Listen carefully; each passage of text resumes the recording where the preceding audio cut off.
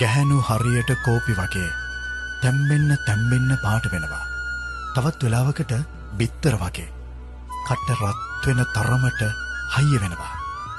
තෙලවිව් නගරය තමයි තිරගත කරන්න දැනට නියමිත.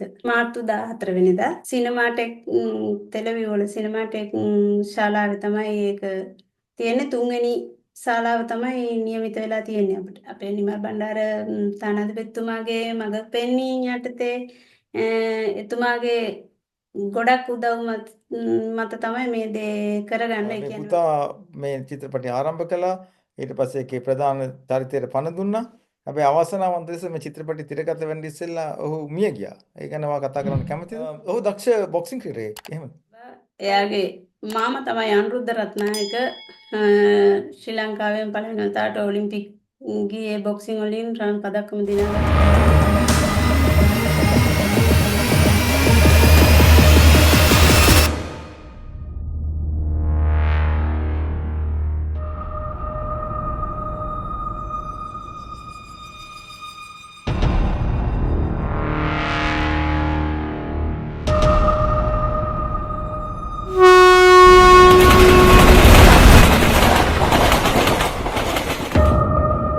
පීමීට වෙල බලමු මොකද වෙලා තියෙන්නේ කියලා. දරුවට මොන හරි වුණොත් ඔයත් වගේ කියන්න ඕන. රත්සර කුසුම පෙළුවරදට සමායදී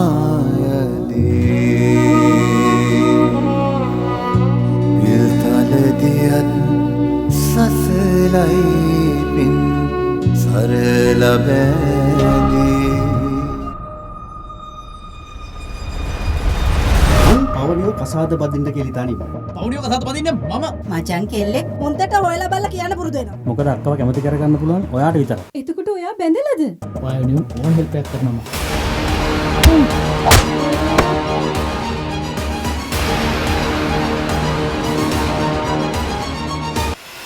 අර තියෙන්නේ පවනිගේ නංගිගේ ගරාජ් එක. මුළු පවුලෙම ඉන්නේ මචංකාරයෝද බා? යකඩ ගෑණි වුණොත් පිරිමි කැමති වෙන්නේ නැහැ උඹලට. අපිටත් කැමති කවුරු හරි කොල්ල දෙන්නෙක් හම්බ වෙයි යන්න. රෝස සුවඳ ගලාවි සිහිනයෙන් වගේ පාර කියයි අතීතයට යන්න හිත මගේ. ලකපල තියෙන මේ බොනට් එකේ. ඒක බෙල්ල නැතුව වැඩ කරන්න බෑනේ මහත්තයා. බෙල්ල ගහනවනේ ඔළුව කෝ කියලා. මට ටියුන් අප් එකක් කරන්න ඕනේ. මහත්තයාට මට නෙවෙයි කාර් එකට. ඕකට මරෝ සංගීත මාස්ටර් කෙනෙක් ඉන්නවා එහාලේ ඉන්නේ. ශ්‍රී ලංකාව තුළ චිත්‍රපටකරණයේ නව පිබිදීමක් දක්නට ලැබෙනවා.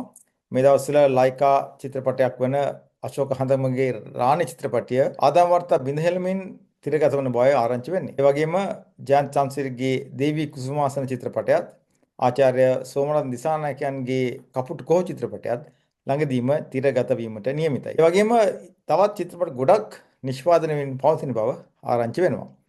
දැන් මේ අපි හමු වෙන්නේ අපිත් කතා කරන්න යන්නේ තවත් චිත්‍රපට නිෂ්පාදකවරියක් එක්ක. යකඩ දිනුව නමින් ගාමිණී හේවා විතරණ අධ්‍යක්ෂණය කරන ලද චිත්‍රපටය නිෂ්පාදනය කළේ ඇයයි. අපි ආයුබෝවන් කියලා පිළිගන්නවා නීරෝ ආයුබෝවන්. ආයුබෝවන්. ඔබ ජීවත් වෙන්නේ ඊශ්‍රායලයේ මේ දිනවල? ඔව් දැනට ජීවත් වෙන්නේ ඊශ්‍රායලයේ. ඔව් යකඩ දිනුව කියන චිත්‍රපටය ඔබ දැන් නිෂ්පාදනය කරලා තිරගත වීමට නියමිතව තියෙන අතරතුර ඔබ ජීවත් වන ඊශ්‍රායලයේ මාර්තු 14 වෙනිදා විශේෂ තිරගත කිරීමක් කිරීමට නියමිතයි. ඒ පිළිබඳව අපි කතා කළොත් යකඩ දිනුව චිත්‍රපටය පළවෙනි නිෂ්පාදනය මගේ තාම තිරගත වෙලා නැහැ ලංකාව තුළ. ඉතින් මම දැනට ජීවත් වෙන්නේ ඊශ්‍රායලයේ.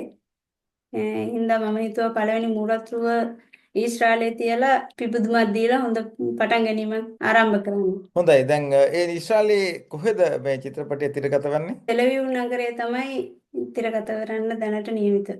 මාර්තු 14 වෙනිදානේ. මාර්තු 14 වෙනිදා බලනවා ප්‍රේක්ෂකයන්ගේ ප්‍රතිචාරයන් මත සමහර විට වෙනත් නගරවල ප්‍රදර්ශනය කරගන්න ආකාශයක් ලබා ගන්න පුළුවන් වුණොත් අපි ඒකටත් සූදානම් වෙමින් පවතිනවා. ඊශ්‍රායලයේ ලාංකික ජනතාව කොච්චරක් විතර ජීවත් වෙනවද?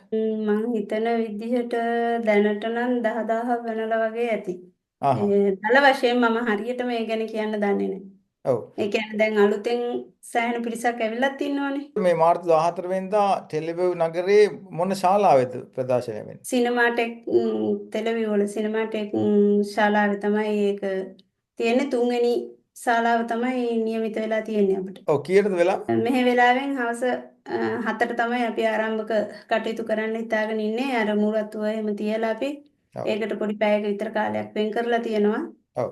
ඊළඟ තුරු 8ට තමයි චිත්‍රපටිය මේ ප්‍රදර්ශනය කරන්න නියමිත වෙලා තියෙන්නේ. මම දන්න අතරමින් අපේ ලංකාවේ තානාපතිතුමා නිමල් බණ්ඩාර මහත්තයා ඔබට දෙනවා මේ හුඟක් උපදෙස්. ඒ වගේම ඔහු තමයි ඔව්. ප්‍රධාන අමුත්තා විදිහට එන්නේ නේද? අනිවාර්යෙන් ඒ කියන්නේ අපේ නිමල් බණ්ඩාර තානාධිපතිතුමාගේ මඟ පෙන්වීම යටතේ එතුමාගේ ගොඩක් උදව් මත තමයි මේ දේ කරගන්න. ඒ කියන්නේ අපිට තනියම කරගන්න පුළුවන් වැඩක් නෙවෙයි මේක. ඔව්. ඇත්තටම එතුමාගේ යෝජනාවක් තිබ්බා මම මෙහෙම නිෂ්පාදනයක් කරනවා කිව්වට පස්සේ එහෙනම් අපි මේක ප්‍රදර්ශනය කරමු. ඔයාගේ මේක වැඩ ඉවර නම් අපිට කියන්න. ඔව්. කියලා මට ඒ වගේ ගොඩක් සහයෝගයක් දුන්නා. ඔව්. ඉතින් ඒ ගැන බෙහෙවින්ම මම ස්තුතිවන්ත වෙනවා අපේ නිමල් බණ්ඩාර තානාධිපතිතුමාට. ඔව්. හෘදයාංගෙම ස්තුතිය පුද කරනවා ඔහුට. එතන නිරෝධ දැන් කොහොමද ඔයගලන්ගේ ප්‍රචාරක කටයුතු? දැන් ගොඩ දෙනෙක් එන්න බලාපොරොත්තු ඉන්නවද මේ චිත්‍රපටය බලන්න? දැනට මම හිතන විදිහට අපිට අපේ හෝල් එක ෆුල් වෙන්න තරම් ප්‍රතිචාරයක් තියෙනවා. ඔව්. ඒ කියන්නේ අපි නොසිතූ ප්‍රමාණයෙන් මම හිතුවේ නැති තරමට ප්‍රතිචාර මට ලැබිලා තියෙනවා. ඒ කියන්නේ මම දල වශයෙන් හිතාගෙන හිටිය ප්‍රමාණයටත් වඩා ප්‍රතිචාර දැනට අපිට ලැබිලා තියෙනවා. අපි ඒ අනුව අපි හිතනවා අපිට ඒ දවස සාර්ථක කරගන්න පුළුවන් වෙයි කියලා. ඔව් එහෙමනම් දැන් ඔයා කිව්වා ඊශ්‍රායලය තුල 10000කට වඩා අධික පිරිසක් සමහරවල්ලාට ජීවත් වෙනවා ඇති කියලා. එතකොට ඒ හෝල් එකේ දාන්න පුළුවන් ඇත 300ක් විතර වගේ වෙන්න ඇති. එහෙමනම් 450ක් 420ක් වගේ දාන්න පුළුවන්. ඔව්. ඒ වුණාට අර මිනිස්සු ඒ දිනදාට තව කටයුතු ප්‍රෝග්‍රෑම් යෙදිලා තියෙනවා. ඒක එක්කෙනාගේ පෞද්ගලික කැමැත්ත මත ඒවට සහභාගී වෙන්න පුළුවන් ඉතින්. දැන් එහෙමනම් වෙනත් නගරවලත් මේක පෙන්න ගන්න පුළුවන් අවස්ථාවක් වාට උදා වෙයි කියලා අපි හිතනවා. ඔව් ඒකට මට අපේ නිමල් බණ්ඩාර තානාධිපතිතුමා අපිට උදව් කරන්නම් කියලා කිව්වා. ඔව්. ඒ කියන්නේ පළමුව අපි මේක කරලා බලමු කිව්වා. ඒකට ලැබෙන ප්‍රතිචාර අනුව ඔව්. මේ ඒ කියන්නේ ගොඩක් දුර බැහැර ඉන්න අයට ඇත්තටම නිමාඩු දවසක් එදාට එන්න ටිකක් අමාරුයි. ඒ ගැන කනගාටුව ප්‍රකාශ කළා. මට පෞද්ගලිකවම දුරකථන ඇමතුම් දීලා මට කියලා තියෙනවා අනේ ගොඩක් දුරයි අපිට එන්න බෑ. ඔව්. මේ කියලා සමහරක් අය ලෙඩු ළඟ ඉන්නේ පැය දෙකකට තුනකට එළියට එන්න පුළුවන් වුණත් ඔව්. අර අහපව් යන්න ප්‍රවාහන පහසුකමක් මෙහෙ නැහැ. ඒ කියන්නේ ඒ දවස සම්පූර්ණයෙන්ම නිමාඩු දවසක් මේ රටේ. මේ මෑත කාලය තුල ඊශ්‍රායලය සහ පලස්තීනය අතර යුදමය අවස්ථාවක් තිබුණා. ඔයගොල්ලන්ට මම හිතන්නේ ඉතා කරදරකාරී පීඩාකාරී තත්ත්වයක් ඇති වෙන්න ඇති. ඒවත් දැන් සමනයකටපත් වෙලා තියෙන හින්දා මම හිතනවා ශ්‍රී ලාංකික ජනතාව ඇවිල්ලා මේ චිත්‍රපටය නරඹලා ඒගොල්ලන්ට ප්‍රීතිමත් වෙන්න අවස්ථාවක් ලැබෙයි කියලා. ඔව් මාත් හිතනවා ඒක මහඟු අවස්ථාවක් කරගයි කියලා අපේ ලාංකික ජනතාව. මොකද අපිට ඒ ලැබෙන අවස්ථාව ඒ කියන්නේ ඇත්තටම සමහරක් කට්ටිය ලෙඩු ළඟ ඉඳලා මාරම මානසික පීඩනයක් තියෙනවා. සමහරක් අය එළිය වැඩ කරන කට්ටිය ඉන්නවා. කොන්ට්‍රැක්ට්ස් වල ඇග්‍රිකල්චර් ඒ වගේ කට්ටියට උනත් අර නිමාඩුවකට පොඩි හරි කාලහෝරාවකට මනස නිදහස් කරගන්න විනෝදය රාසය ආදරය මුසුණු කතා පුවතක් මේක. ඒ වගේ දෙයකට මම හිතනවා ඔව්. සාර්ථක වෙයි කියලා. ඔව් අපි ආරාධනා කරමු ලංකාවේ ජනතාවට ඇවිල්ලා මේක නරඹන්න කියලා. ඇත්තටම අනගිය අවස්ථාවක්. ඒ කියන්නේ මේ වගේ රටක මේ වගේ දැවැන්ත සිනමා හලක දැවැන්ත තිරයක අපේ භාෂාවෙන් අපේම කියලා දෙයක් නරඹන්න තියනවා කියන්නේ ඒක ගොඩක් ලාංකිකයන්ට තෘප්තිමත් වෙන්න අවස්ථාවක් කියලා. ඊරෝ මේ චිත්‍රපට නිෂ්පාදනය කරන්න ඔය අදහස් කළේ ඇයි? ඇත්තම කියනවා නම් මේකේ මූලිකම හේතුව මගේ ලොකු පුතාගේ තමයි මේ යෝජනාව. අහහ. මගේ එහෙම කිසිම අදහසක් තිබුණේ නැහැ. ඔව්. ඇත්තම කියනවා නම් එයා පොඩි පොඩි ටෙලි නාට්‍ය වල රංගනයෙන් දායක වුණ කෙනෙක්. ඔව්. ඉතින් ඒ නිසා එයා මට යෝජනාවක් ගෙනාවා අපි අපිට මෙහෙම චිත්‍රපටයක් කරන්න පුළුවන්. ඔව්. අපි ඒක කරමුද? හැබැයි මුදල් ටිකක් යට වෙනවා. ඔයා ස්පොන්සර් කරන්න. එතකොට ඒක අපේනේ කියලා. ඔව්. ඔව්. ඒක ඉතින් තමයි මේ නිෂ්පාදනයේ ආරම්භය. ආරම්භය යන්න එතනයි. ඔව් පුතාගේ නම මොකද්ද? මගේ පුතාගේ නම චතුර රත්නායක. ඔව්. එතකොට දැන් මේ අධ්‍යක්ෂකවරයා තෝරගත්තේ ඔයාද එහෙම නැත්නම් පුතාද? පුතා තමයි තෝරගෙන තිබ්බේ. ඒ කියන්නේ පුතාට ගොඩක් සමීප වෙලා තිබ්බා එතුමා. කොහොම හරි ඒ සමීපකමෙන් තමයි ඒක ගොඩ නැගුණේ. නැතුව මගේ තේරීමක් මතවත් කාගවත් තේරීමක් මත නෙවෙයි. අර ඇඳුරුම්කමක් සමීපකමක් මත තමයි ඒක අපි ගොඩ නගාගත්තේ. හරි. ඒ අවස්ථාව හොටලද. ඔව්. ඒ වගේම ඉතා සෝචනීය තත්වයක් තියෙනවා. පුතා මේ චිත්‍රපටය ආරම්භ කළා. ඊට පස්සේ ඒකේ ප්‍රධාන චරිතයට පණ දුන්නා. හැබැයි අවසනාවන්ත ලෙස මේ චිත්‍රපටය තිරගත වෙන්න ඉස්සෙල්ලා ඔහු මිය ගියා. ඒ ගැන ඔයා කතා කරන්න කැමතිද? ඇත්තම කියනවා නම් ඒ ගැන කතා නොකළත් බෑ. කතා කරන්නත් ඕනේ. ඒක තමයි හදවත කම්පා කරන එකම කතා පුවත මේකේ. මම මේක එළියට දාන්න දැන් අවුරුදු 3ක් විතර වෙනවා මේක තිරගත කරලා. මෙච්චර කාලයක් මට ගත වුණේ ඔව්. මගේ දරුවගේ විවාහත් එක්ක මට චංචල රූප බලන්න තරම් මට හිත ඇත්තටම ශක්තිමත් වෙලා තිබුණේ නැහැ. අනිවාර්යයෙන්. නමුත් මා පිටිපස්සේ ඉන්න මගේ යාළුවෝ නම් වශයෙන් කියන්න බෑ. ඒ තරම් මට යාළුවෝ පිරිසක් මා පිටිපස්සේ මාව ශක්තිමත් කරා. මගේ මෑණියන් වහන්සේ දෙවි කෙනෙක් වගේ යා මගේ හිත කොච්චරවත් ශක්තිමත් කරනවා. ඒ ශක්තියත් එක්ක මම හිතුවා මම පුතාට කරන සාධාරණයක් විදිහට එයාගේ හීනයට පණ දෙන්න ඕනේ කියලා. ඇත්ත. ඒ නිසා මම මේක නැවත මේකේ වැඩ පටන්ගෙන සෑහෙන අවුරුද්දක විතර කාලයක් ගියා මට මේකේ වැඩ අවසන් කරගන්න. ඔව්. ඒකල මම දැන් අන්තිම අවස්ථාවට ඇවිල්ලා ඉන්නවා. මම එයාගේ අන්තිම ආසාවට ආසාව ඉෂ්ට කරනවා කියන තැන මම ඉන්නවා. ඔව්. එයාගේ එකම ආසාව තිබ්බේ මේක ප්‍රදර්ශනය කරගන්න එළියට දාගන්න. ඒ දවස නුබේදනකින් දැන් ඉෂ්ට වෙනවා. ඉෂ්ට වෙනවා. ඒ ගැන කියන්න වචන නැහැ. ඒ ගැන කතා කරගන්න මට ඇත්තටම ඒක මම අම්මා වශයෙන් මම ඒක මාර විදිහට පීඩාවක් විඳා. අනිවාර්යයෙන්. අනිවාර්යයෙන්.